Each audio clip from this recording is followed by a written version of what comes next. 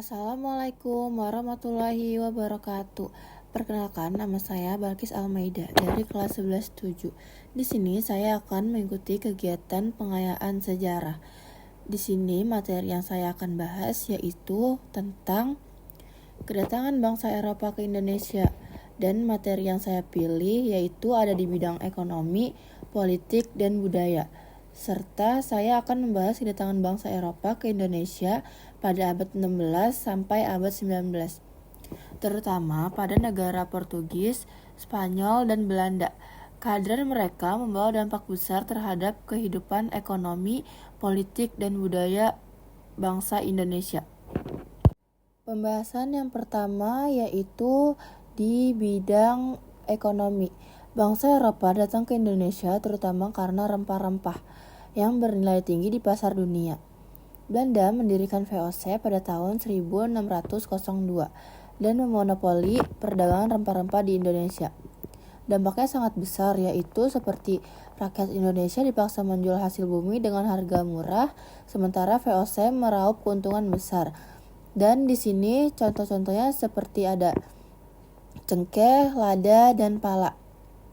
Ada di bidang politik. VOC tidak hanya berdagang, tetapi juga ikut campur dalam bidang politik kerajaan Nusantara. Sistem pemerintahan kolonial diterapkan, misalnya kultur stelsel, yaitu tanam paksa di era Belanda abad ke-19. Hal ini menimbulkan penderitaan rakyat dan semakin kuatnya kekuasaan kolonial di Indonesia.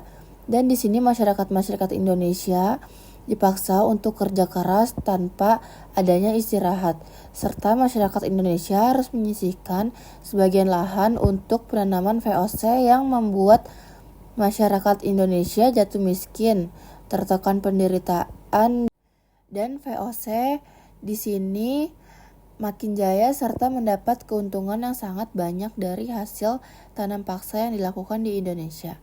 Bukan hanya tanam paksa yang dilakukan, tetapi mereka juga melakukan monopoli di Indonesia.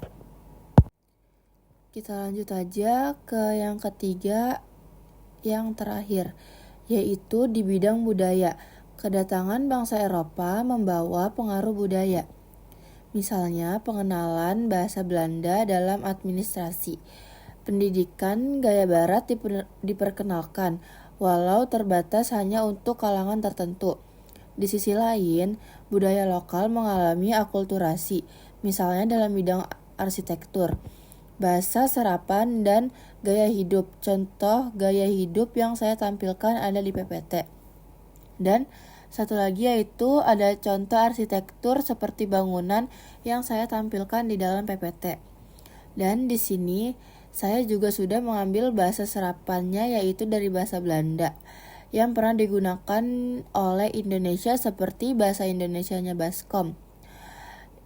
Dalam bahasa Belandanya Baskom yaitu Waskom. Dan masih banyak lain contoh-contoh dari bahasa-bahasa Belanda yang dipakai ke Indonesia. Sekian dari penjelasan dari saya. Wassalamualaikum warahmatullahi wabarakatuh.